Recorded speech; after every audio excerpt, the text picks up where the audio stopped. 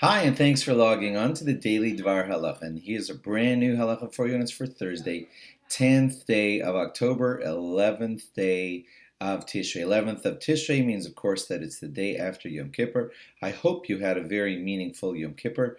And now, very quickly, we have to move over to the laws of Sukkot. It happens every year. There's so little time to do the laws of Sukkot.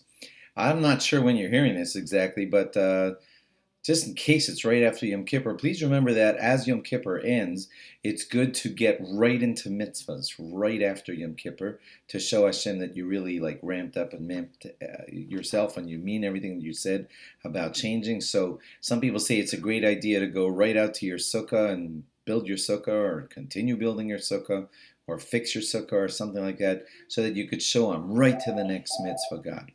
Most people try to take advantage of the opportunity that night to say Kiddush Levana, which is an important mitzvah, of course, to take care of before it becomes the 15th of the month. So it being now the night of the 11th of Tishrei, so say Kiddush Levana. Just show God that you're really into mitzvahs. If you're hearing this halacha before Thursday morning, I don't know if you are, it's a nice idea to get to davening early to show Hashem, I'm on a fresh new leaf after Yom Kippur. I even showed up to davening early instead of late. Some shuls even schedule davening a little bit early on the morning after Yom Kippur. Okay, and now to some Sukkot laws real quick, just in case now you're out there searching for your lulav and your esrog and your four species. So I want to say a quick word about some of them. When searching for a lulav, make certain that the lulav looks fresh and green around most of it. Sometimes there's some like kind of peel on the outside of it that's like dark brown. That's okay, but the main part of the esrog of the lulav, I mean, should be dark green. Let's just say green, fresh green look to it. That's what's most appropriate. At the top of the lulav, there are two leaves together, two of those lulav leaves, and they're supposed to be beautifully attached as much as possible. If they're split like all the way down, that's bad. That could make your lulav void and not usable. So please make certain to check that the point of your lulav is kind of perfect and that those two tips that are supposed to be attached up top, you can ask someone to help you with it in the esrog store or wherever you're doing this, and make sure that it's all attached up there.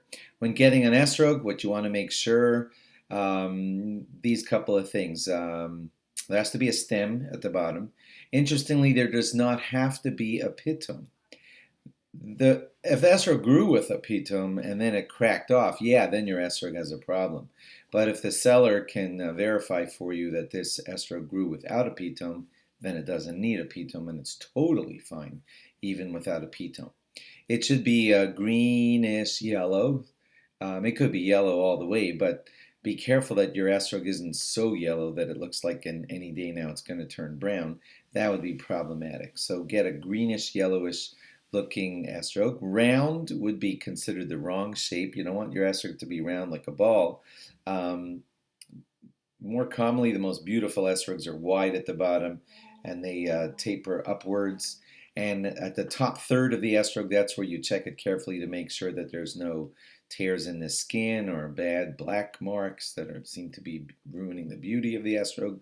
So look it over carefully and have some rabbi that you trust give you a second opinion and look it over for you and say, yeah, your esrog's good. When choosing hadassim, you're going to choose three of them. Make certain that they are mishulash, which means three leaves, three leaves, three leaves at every bud spot along the stem. That's the way your hadassim are supposed to look. The aravos, they're supposed to look all green and fresh and everything. Not a lot of strict halachos about the aravos, but do be certain that the person selling it to you knows what he's doing, because some people just snip stuff that looks like aravos and they're not really aravos. They just came from a weeping willow tree or something like that, or they're eucalyptus or whatever. So make sure that they're the authentic aravos, that the person snipping them had the rights to snip them so that they're not stolen or anything, because stolen arba minim are not allowed. So I say that especially about the aravos because they're kind of more easily accessible and lots of people can snip them from wherever. So if someone's selling it to you at a little table in front of the shul, make sure that he knows what he's doing. Ask the rabbi if that a good person to buy my aravos from, and if he okays it, then yeah, then it's okay. So thanks for logging on, and log on again tomorrow on Friday. We'll try and get you more halachas about Sukkot, a few more on Sunday, and then, God willing, even some halachas during Sukkot. Have a very, very good day. Bye-bye.